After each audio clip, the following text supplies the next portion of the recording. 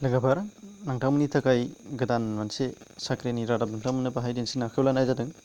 बे साख्रिनि रादाबाव जाबाय गोबांथार बिथिंनि साख्रिफोरखौ नोंथांमोना बाहाय नुनो मोननाय जागोन खेबसेयैनो ज'। दा बाहाय नोंथांमोना गोसोबायदि नायना लानो हानाय जाजोबगोन गासिबो फारि फारियै। दा बेयाव भिडिअखौ जागायनायनि सिगां नोंथांमोननो बुंनो आखायाव लानाय जाबाय नोंथांमोनहा बाहाय फार्स्टआव नोंथांमोननि गुगोल क्रोमखौ अपेन खालामनो नांगोन एबा जायखिजाया नोंथांनि ब्राउजार बेखौ अपेन खालामनो नांगोन। अपेन खालामोबा नोंथांमोनहा बेबायदि नुगोन। बेबायदि जुदि नोंथांमोननि क्रोमआ अपेन जायो अब्ला नोंथांमोनहा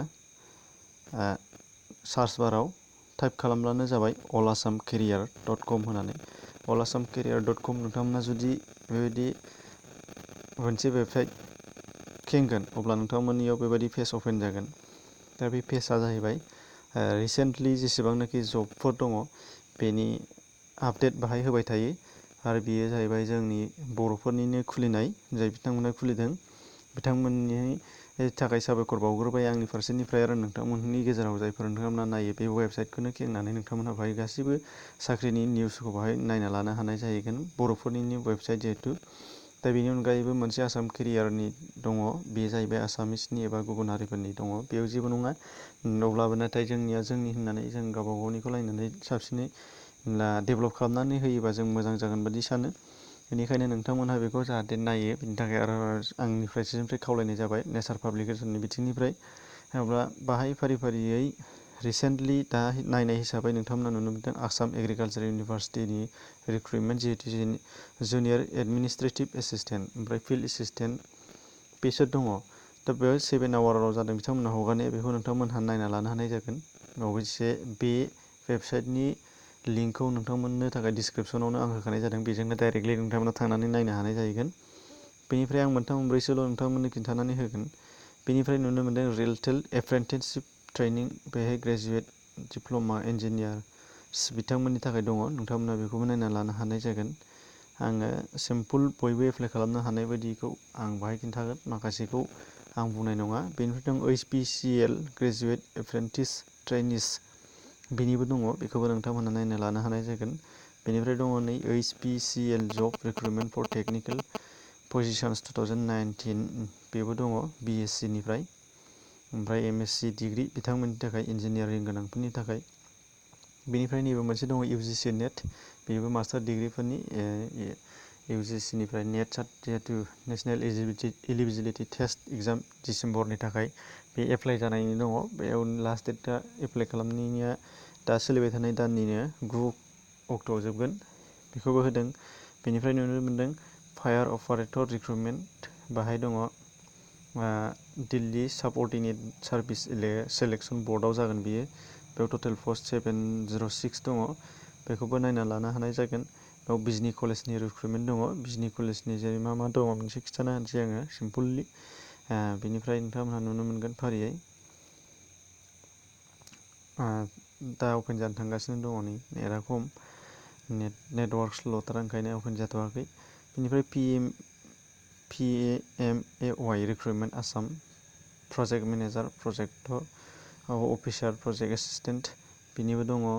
फारियै दङ Delhi police recruitment constable, IBPS clerk recruitment, IBPS नि क्लार्कनि, बेबो मोजां बेंकनि जेसेबांनाखि बेंक दङ बेनिजों बे IBPS निफ्रायनो मेनटेन जाजोबो बेखौ जिहेतु नोंथांमोनहा बिनिफ्राय नायना लानो हानाय जागोन।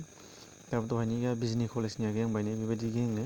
बेनिफ्राय नोंथांमोनहा नुनो मोनगोन फारि फारि बेवहाय मोजाङै दिन्थिखानाय दंखायो, जेरै बिजनि कलेज जायगाया बेयाव बाय'डाटा होनांगोन होनदों।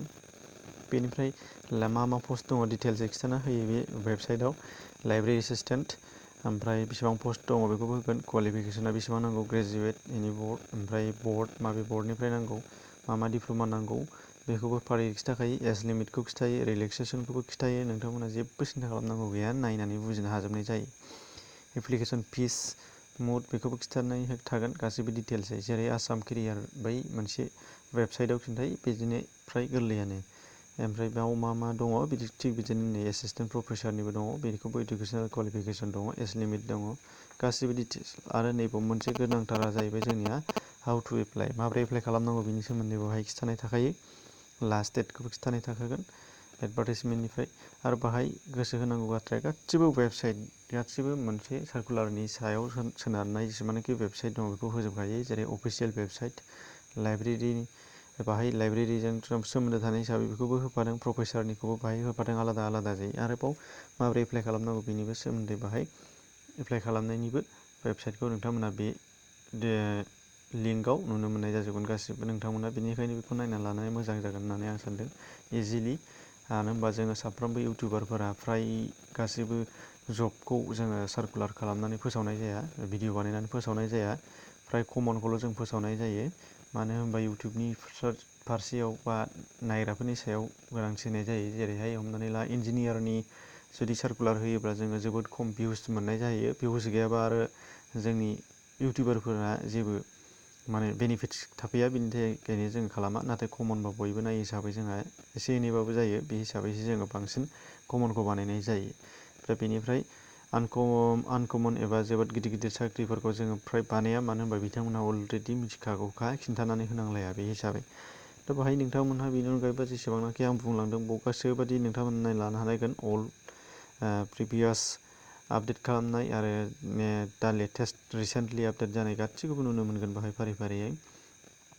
आसा खालामो नोंथांमोनहा आं खिन्थानाय नैबे वेबसाइटनि गेजेरजों नोंथांमोना गासिबो गावसोरनि नांगौ जानाखि साख्रिनि खौरां बेखौ नोंथांमोना बुथुमनानै लागोन आरो थोजासे बुजिनानै नोंथांमोनहा एप्लाइ खालामगोन आरो साफ्रोमबो जब मोनगोनखौ मिजिंथिनाय जाबाय। आरो लोगोसे नोंथांमोनहा नेचार पाब्लिकेसनावबो नुबाय थागोन, बुंखानाय जादों जेसेबांनाखि कमन बेखौ जोङो बाहाय फ्राय आं फोसावनायानो जाहैगोन आंनि चेनेलाव हिसाबैबो, आंनि चेनेलावबो नुगोन बिथांनियावबो नुगोन।